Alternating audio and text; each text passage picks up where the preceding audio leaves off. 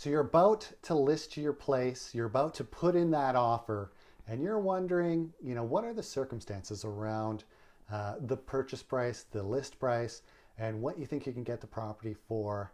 I'm Jared Thomas at Moving to Merritt on all your social media channels. I'm Jamie Yushko with Mortgage Architects.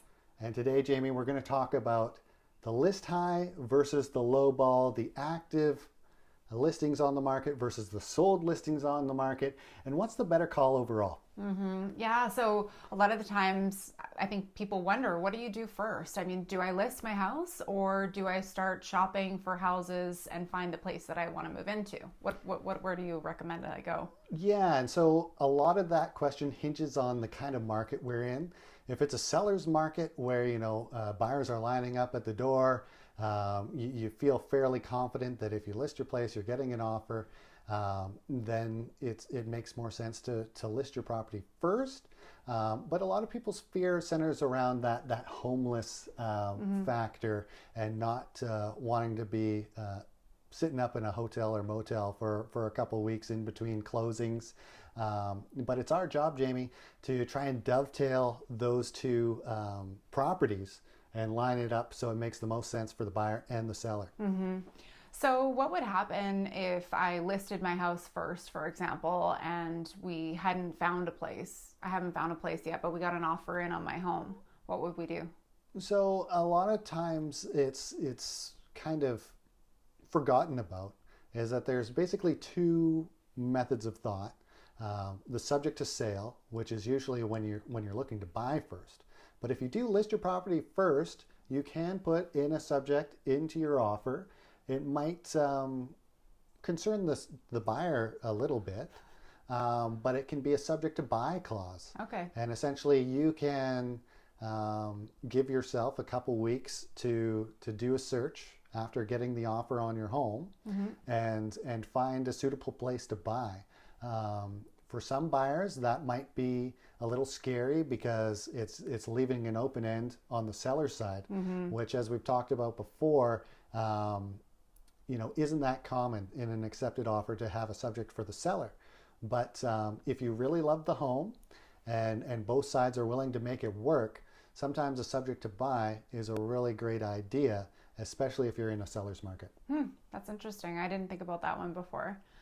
So what if, we do it the other way around and I think I just want to find a place first, make sure I find something that's actually going to be worthwhile for me to list my house and move. Is it true that, it's harder to get a place that you want when you have a subject to sell? And again, that does hinge on the kind of market you're in. If you're in a buyer's market, then, sellers are a little more willing to work with buyers that have a subject to sale. They understand that, hey, you need to take care of business too, and you don't want to just put your house up without having somewhere to go.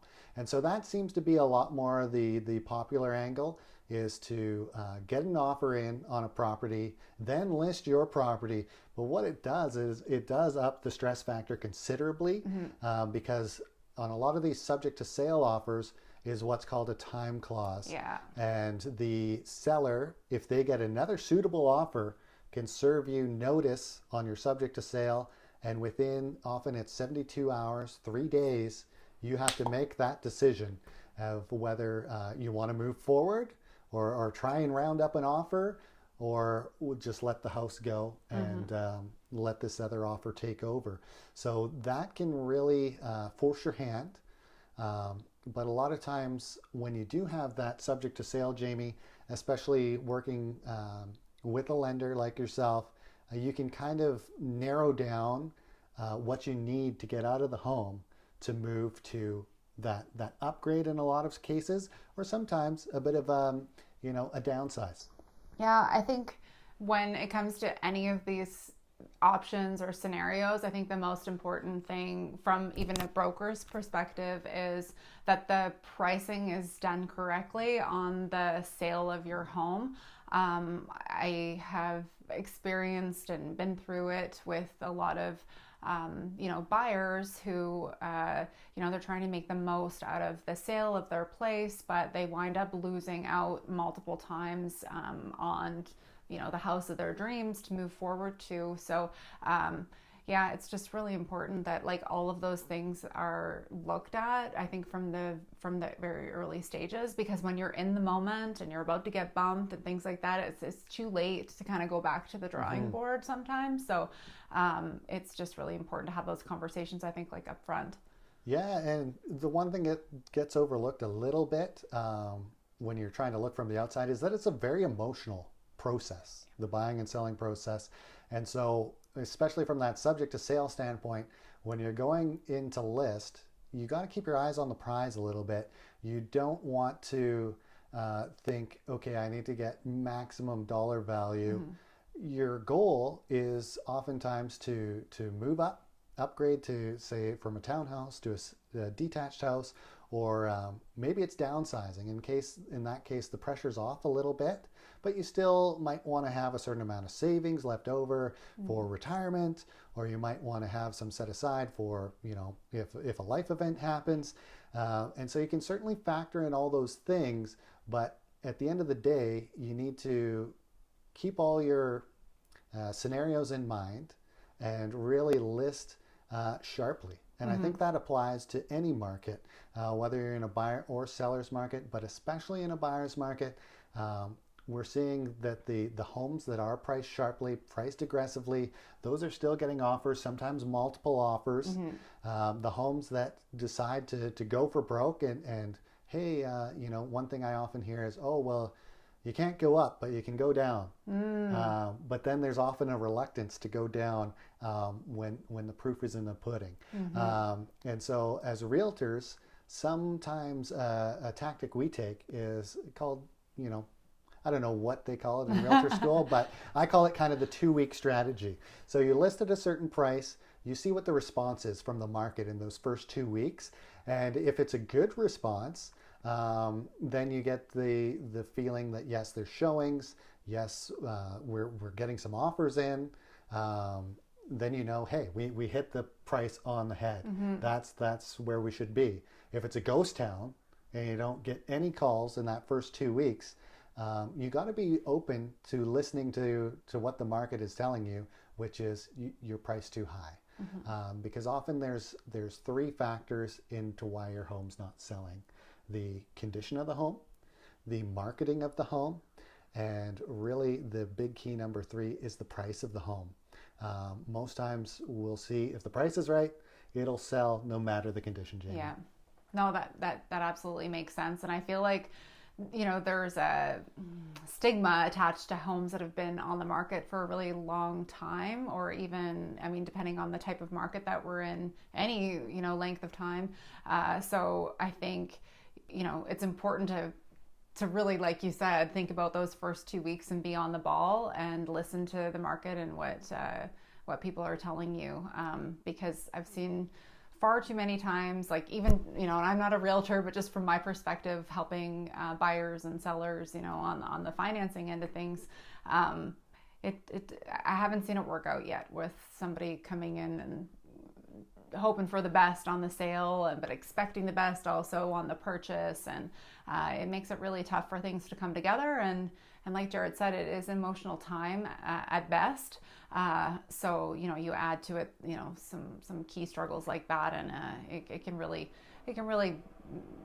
just make the process not as smooth and fun as it should be. You definitely want to try and do that. One thing that people often forget, hey, I want to get the top dollar. I want to do the best that I can, which is great. And we want to do that for you too. But as the days go on, the weeks go on, sometimes the months go on, that days on market tally that's on those listings is really the enemy. And so what happens when you see those days on markets creep up is that the lowball offers start to come in. And if you're priced too high, you've got to be ready for that. When that moment strikes. Yeah, and it's probably not a good feeling, right? Like a lot of emotions can get involved. Sometimes you've been living in your house. We all take pride in our homes and want the best out of it and want people to see the value like we see it. But I think sometimes, when you're not in the market, I see people often, when they're thinking about what they want to list their place for, they're looking at they're comparing to other places that are for sale on the market, which I mean is kind of the opposite of what you do when you're doing a market evaluation, right? Yeah, because I mean, you do take into account the active listings. There's no question about that, but they're not an accurate depiction of what's going on because they haven't sold yet. And oftentimes you can have, you know, 2, 3 of the same properties on the same street even. And, oh, well, you know, Jim's got his place for sale for X. Patty's got her place for sale for Y. So I think my house is better. I'm going to list at, you know, Z. And so what happens is none of you have sold your house yet.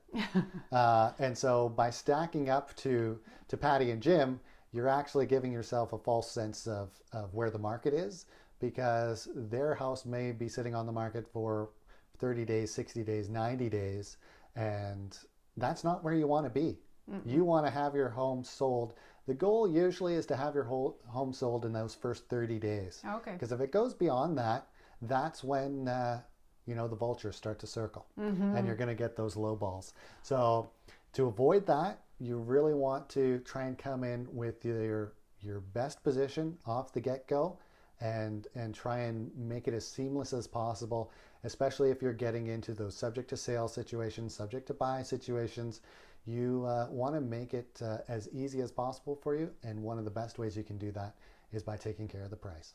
So I hope this was helpful. The blunders of the listing high, subject to sales, subject to buy, avoiding being homeless. Nobody wants that. No. We're here to help you along the way. I'm Jared Thomas at Moving to Merritt on all your social media channels. And I'm Jamie Yushko with Mortgage Architects.